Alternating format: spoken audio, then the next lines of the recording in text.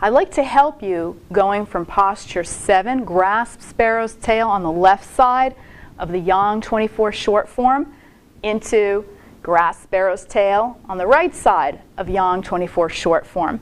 Some people get a little bit hosed up about the transition that occurs there involving the twist step and how do you get your arm underneath and which one should be underneath and all this other stuff. So let me try to help you make this a little bit easier.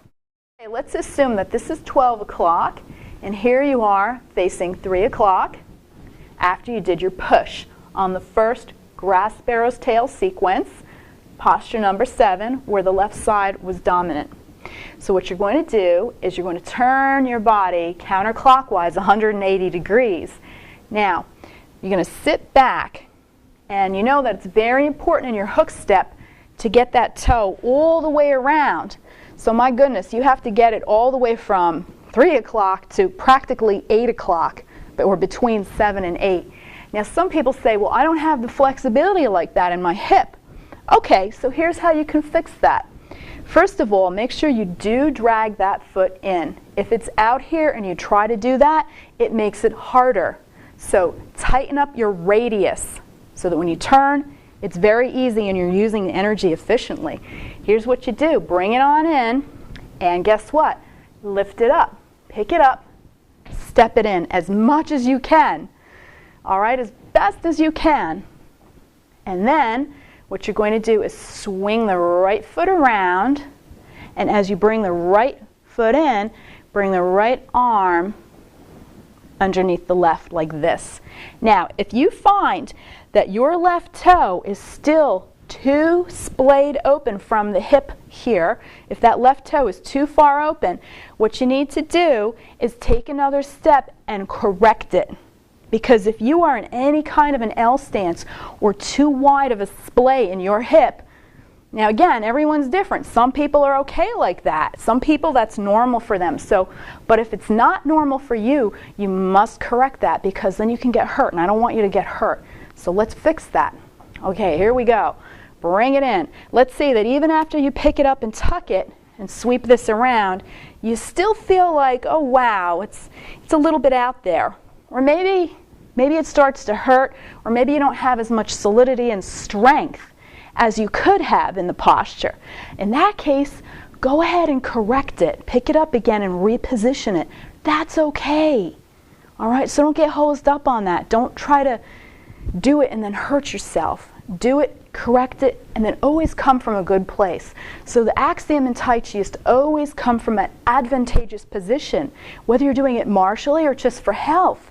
And it makes the most sense. Always come from a place of comfort and power. Again, let's take that in and hook it, sweep that right around. There you go. Then you would step out into your ward off right. Why do they call it that? Because the right side is in front, you've gone to the right. Okay, it's right dominant. And you have your roll back, and you have your press and your push. Now, still some people get hosed up about how to put that arm there. They don't understand the turning of the ball. That's okay. If this is still confusing for you, I've got another recipe that'll make this very easy for you. Come and join me. Okay, let's assume that you got that hook step working all right now. Here's how you get the arms to do what you need them to do. So from the left side dominant, we're going to pull it in from number 7 going to number 8. Make sure you tuck. And imagine here that you're steering a car. So let's say you're in a car and you're holding a large steering wheel, maybe a boat. And what you want to do is quickly turn it sharply to the right. So you know to do that, you would have to turn the steering wheel to the right.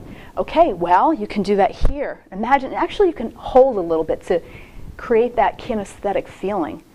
And then as you turn, start to actually lower the right, turn the left like that, and then let go of holding the steering wheel. And look, your arms are going to be in the correct position so that when you step out, everything's going to be where it should be. Let's try that again. Okay, once you understand that, then you can kind of clean it up a little bit and fit it into your form in a more flowing, nice way. But at least when you're trying to learn it, this will help you. They never feel bad if you feel uncoordinated. Tai Chi will coordinate you. Some people come to Tai Chi because they want to get graceful and coordinated, and then they get upset because they're not. Well, don't worry. That's putting the cart before the horse. It's okay. Take your time. It's no problem. Enjoy it. Let it be a puzzle for you that you're trying to solve. And one day then, if you want to practice the martial postures, you can. But first get the form nicely. Make sure that you're confident with how you hold yourself. And more importantly, is feel free to take your time. Yes, a lot of things in this world are push, push, push, and rush, rush, rush, and get it right away, and hurry up, come on, I want a result. Drop all that. Take a little vacation from that. It's so soothing and nice when you can just drop that for a while. So, if it takes you a little time to learn something, that's okay. I'm going to tell you a little secret. When I was in gym class, I would always get C's. I didn't do well in athletic things. I wasn't all super coordinated. My gym teachers, they could have cared less. And it was really bad because all my other grades were good. But so I went around thinking, oh gosh, I'm horrible in movement and I'm uncoordinated and I'm unathletic because I tried so hard, but no matter how I tried, I just could never get past a C, no matter what I did. And then here I am teaching Tai Chi, and I've used Tai Chi, and I've tried it martially, I've tried other arts, I remember all these forms, and I use sword form, and I understand more and more and more the older I get. So that shows you that you don't have to follow a mindset that was established years ago. You can let that go. That's in the past. And don't care if it takes you time. Some people just need a little bit more time to learn. That's natural. Look in nature. Some plants grow very quickly, others take a long time to grow. It's all okay.